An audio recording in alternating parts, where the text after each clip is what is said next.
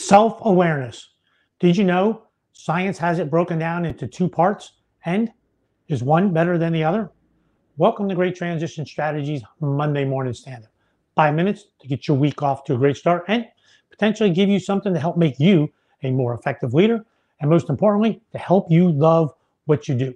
If you've been following me for a while, you know self-awareness. To me, self-awareness is the most important element of your leadership.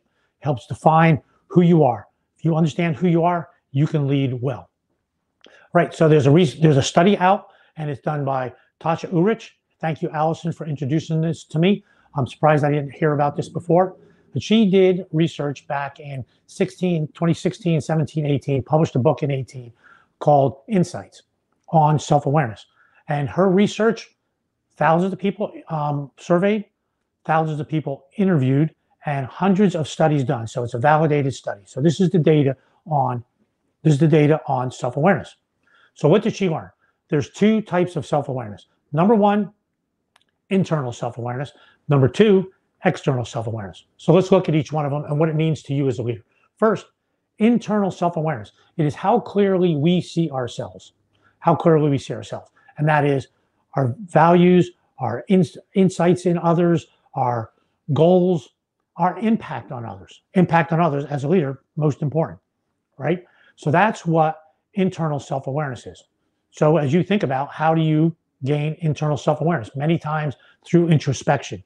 We'll use self-assessments to do those kind of things and introspection, right? Now, external self-awareness, what is that?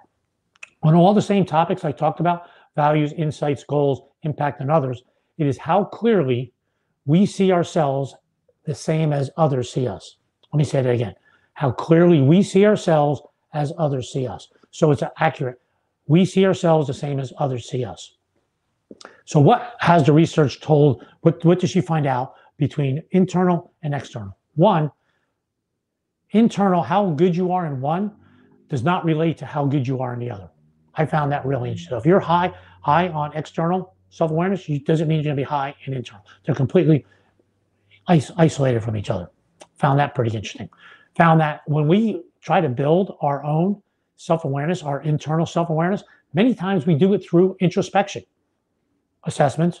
Introspection, we think about it, we're asking the wrong question. Many times it'll be, why did I do that? Why am I feeling so? And it drives us away, drives us in the wrong direction. We need to ask the right question. The right question is what? What caused me to do that? What caused my reaction? What is it that triggered? And that drives you closer to understanding yourself, because many times we give ourselves the wrong answers, right? So that's a little bit, so there's a little bit there on the research. On the external side, a little more on the research, what did they find? Those folks who are high in external self-awareness, they have better relationships with those that they lead. They are much more empathetic and have the ability to take others' view. They have better relationships with those folks that they lead, and those folks that they lead see them as more effective leaders. Sounds pretty good. So if you have to choose what is more important, what do you want? You want to be high in external self-awareness. It's clear to me. So let's think about you as a leader. How do you build it? You build it through feedback. And what kind of feedback do you need? So clearly 360s are important, but you really need honest, trusted feedback from others. And that's going to go find those individuals. The research they also found in this is getting that feedback is really difficult when you're senior. Getting that true, honest feedback, the more senior you are in an organization, the more difficult it gets to get that honest feedback that we all need. Right, so you as a leader, what do you want to do here? You want to build your self-awareness? Do those self-assessments. Ask yourself the right questions. Ask yourself the what question. What is driving me? So you can get those right answers. Couple that with some kind of assessment. Are you getting the right, get the right feedback from the right people so you can understand how you're being seen in the workplace. 360s are good. You could easily create your own 360s. Many times when I work with individuals, I'll help them create their own 360 and choose the folks that we want to get answers from. Those above, adjacent, and those that they lead.